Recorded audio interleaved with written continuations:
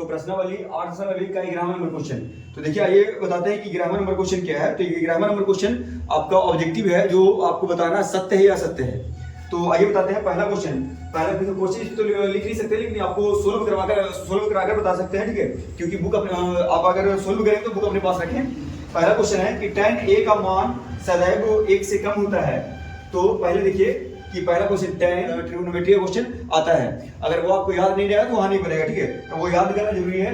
यहाँ tan 0, tan 30, tan 45, tan 60 और tan 90। तो याद रहे tan 0 का मान होता है 0, tan 30 का मान होता है 1/3, tan 45 होता है 1, tan 60 होता है √3 और tan 90 होता है अपरिभाषित। अब समझना, इसे पहला क्वेश्चन बता रहा है। पहला क्वेश्चन पूछा कि tan a का मान सदैव 1 से कम होता है। तो देखिए 1 तो है, ठीक है, 1 से कम ये। उसके बाद tan √3 का मान होता है 1.73। अब बताइए मतलब इसका मान tan 60 का मान 1 से कम है नहीं, तो इसका मतलब आपका पहला क्वेश्चन क्या है, असत्य, ठीक है। उसके बाद दूसरा क्वेश्चन है कि दूसरा क्वेश्चन है आपको कि sec a बराबर 12/5 होगा। ये क्वेश्चन दिया हुआ है कि कोण a के किसी मान के लिए sec a का मान 5 होगा, मतलब 12/5 होगा। तो पहले sec a बराबर लिखना है। sec किसका होता है, cos का होता है आधार बटा कर्ण, तो ये हो जाएगा कर्ण बटा आधार। तो पहले एक इसको समझना है, एक त्रिभुज बनाते हैं, ठीक है, और इसमें दिया हुआ कर्ण कितना दिया हुआ है, कर्ण अप्रोक्स 12 होगा और आधार 5 है। तो हमको लंब निकालना है। तो अगर मान लीजिए कि 12 से इसका मान अगर छोटा था तो ये सत होगा, अगर इससे इसका मान बड़ा हो जाएगा तो ये सत होगा, क्योंकि सबसे लंबी भुजा क्या है कि कर्ण, ठीक है। तो लंब बराबर निकालते हैं पहले, ठीक है। तो लंब बराबर फॉर्मूला होता है √ कर्ण का स्क्वायर और माइनस आधार का स्क्वायर, ठीक है। तो ये कर्ण बराबर हो जाएगा 12 का स्क्वायर और माइनस 5 का स्क्वायर। तो 12 का स्क्वायर हो जाएगा 144 और 5 का 25। तो उसके बाद 44 में से 25 घटाएंगे तो हो जाएगा 119। अब देखिए मतलब इसका अगर वर्गमूल निकालेंगे तो इससे छोटा ही होगा। ये जो लंब है इसका और इसका जो लंब निकला वो 12 का स्क्वायर होता है 144। अगर 12 का स्क्वायर 144 यहाँ रूट में अगर इसका वर्गमूल निकालते हैं तो 12 छोटा का मतलब इसका मान सत्य है। यहाँ पे लिखना है दूसरा नंबर में सत्य, ठीक है। अब आपका तीसरा क्वेश्चन आपका क्या है। तीसरा क्वेश्चन है कि cos a कोण a के कॉसेंट के लिए प्रयुक्त संक्षिप्त रूप है। तो आपको पहले बताए थे कि cos a का फुल फॉर्म क्या होता है। इसके पहले वाला वीडियो में आपको बताया था कि cos का a मतलब cos एक शॉर्ट फॉर्म है। cos a का फुल फॉर्म क्या होता है, तो कोसाइन, ठीक है। उसके बाद इसमें लिखा हुआ है कि एक कॉसेंट के लिए प्रयुक्त संक्षिप्त रूप है, तो नहीं, कॉसेंट का होता है कॉसेंट का होता है कॉसेट, तो ये असत्य हो जाएगा।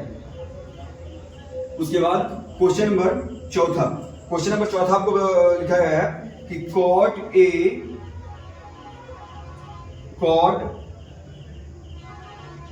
और एक गुणनफल होगा। तो cot a का भी गुणनफल है, नहीं, ये भी असत्य है, ठीक है।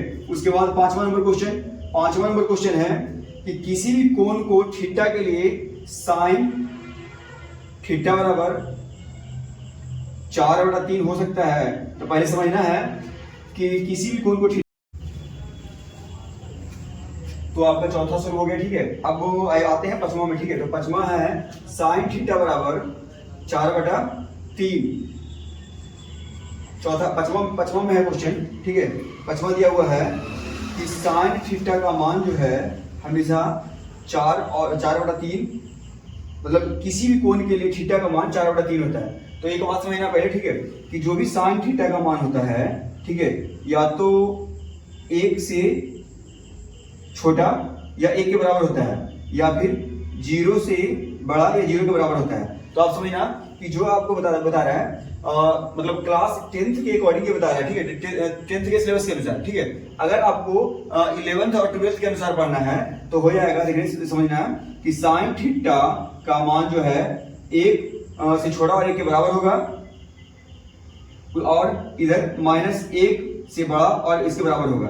तो ये आपको कक्षा मतलब क्लास 12th 11th और 12th के अकॉर्डिंग है, उसी सिलेबस के अनुसार है, और ये आपका ये सिलेबस के अनुसार है, ठीक है। तो समझिएगा, अगर क्या बोले कि 1 से छोटा या 1 के बराबर होगा, अगर इससे हम भागा देंगे तो आ जाएगा कितना, अगर 1 इकाई 1 मतलब 4 में अगर 3 से भागा लेते हैं तो 1 दशमलव, बाकी बचेगा ऊपर 1, 3 से भागा देंगे तो 3 तिया 9 मतलब 1.3 आएगा। यहाँ आपको क्या होता है कि साइन थीटा का मान होता है जो 1 के बराबर होगा, मतलब ये कभी पॉसिबल नहीं है, मतलब पांचवा आंसर क्या हो जाएगा, असत्य।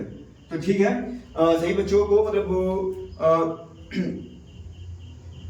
आपका प्रश्नावली 8.1 कंप्लीट हुआ। तो वीडियो के अंत तक बने रहे, वीडियो को ज्यादा से ज्यादा शेयर करें, चैनल को सब्सक्राइब करें। जो भी एग्जाम इस बार बच्चे दे रहे हैं या फिर किसी के अगल बगल में है या फिर जो भी साथी दे रहा है, मतलब ज्यादा से ज्यादा इस वीडियो को शेयर करें उनके पास, कि ताकि उनको लाभ हो और 20 नंबर अपना त्रिकोणमिति से कंप्लीट करें। तो मिलते हैं नेक्स्ट वीडियो में 8.2 के साथ। जय हिंद।